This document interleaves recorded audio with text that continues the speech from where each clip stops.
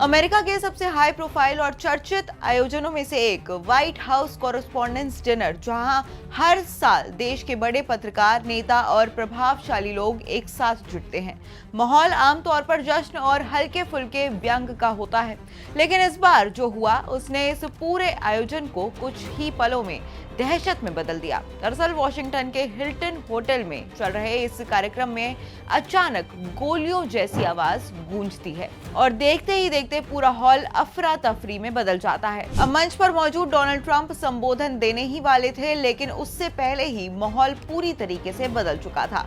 जैसे ही आवाज सुनाई दी, सुरक्षा एजेंसियां तुरंत हरकत में आ गई। सीक्रेट सर्विस और पुलिस ने कुछ ही सेकंड्स में पूरे इलाके को घेर लिया। हॉल में मौजूद लोग अपनी अपनी जगह से हटकर सुरक्षित जगहों की ओर जाने लगे और जो कार्यक्रम कुछ देर पहले तक हंसी मजाक और बातचीत से भरा था, वो अब डर और अनिश्चितता का माहौल बन चुका था। हर किसी के मन में एक ही सवाल था कि क्या हमला हुआ है, और अगर हुआ भी है तो ये हमला किया किसने है और क्यों किया है।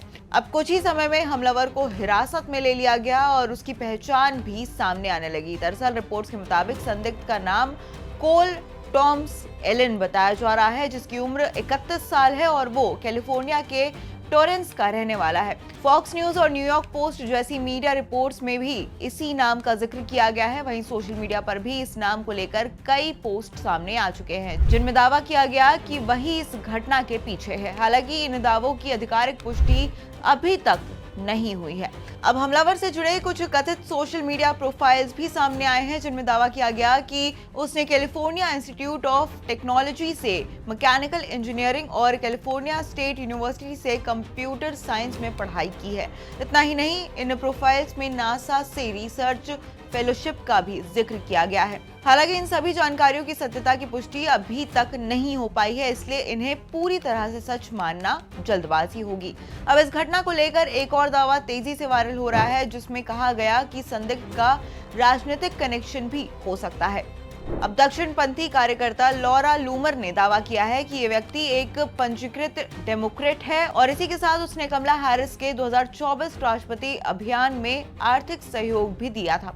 लेकिन इस दावे को भी किसी आधिकारिक स्रोत ने पुष्टि नहीं की है, इसलिए इसे भी अभी सिर्फ एक दावा ही माना जा रहा है। इतना ही नहीं, हमलावर से जुड़ी एक तस्वीर भी सोशल मीडिया पर खूब वायरल हो रही है और इस वायरल फोटो में कहा जा रहा है कि इसे लॉस एंजलिस काउंटी में टीचर ऑफ द मंथ का सम्मान भी मिल चुका है, लेकिन इस जानकारी की भी पुष्टि अभी बाकी है, जिससे ये साफ है कि इस पूरे मामले में कई बातें सामने आ रही है, लेकिन हर जानकारी अभी पूरी तरीके से सत्यापित नहीं है।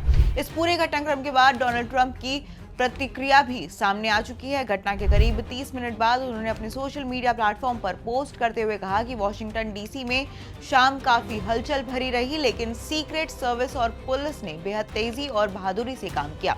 इसी के साथ उन्होंने बताया कि हमलावर को पकड़ लिया गया है और उन्होंने कार्यक्रम को जारी रखने की सिफारिश भी की है। हालांकि अंतिम फैसला सुरक्षा एजेंसियां ही लेंगी। वहीं ट्रंप ने यह भी कहा कि जो कुछ हुआ उसके बाद ये शाम योजना से बिल्कुल अलग हो गई है और शायद इसे दोबारा आयोजित करना पड़ेगा। कुल मिलाकर यह घटना सिर्फ एक सुरक्षा चूक का मामला नहीं, बल्कि अमेरिका के सबसे सुरक्षित और प्रतिष्ठित आयोजनों में से एक की सुरक्षा व्यवस्था पर भी सवाल खड़े करता है। फिलहाल जांच एजेंसियां पूरे मामले की गहराई से जांच कर रही है और ये समझने की कोशिश कर रही हैं कि इस घटना के पीछे असली मकसद आखिर था क्या। और वहीं दुनिया भर की नजरें अब इस बात पर टिकी है कि आने वाले दिनों में इस मामले में जुड़ी और क्या सच्चाई सामने आती है।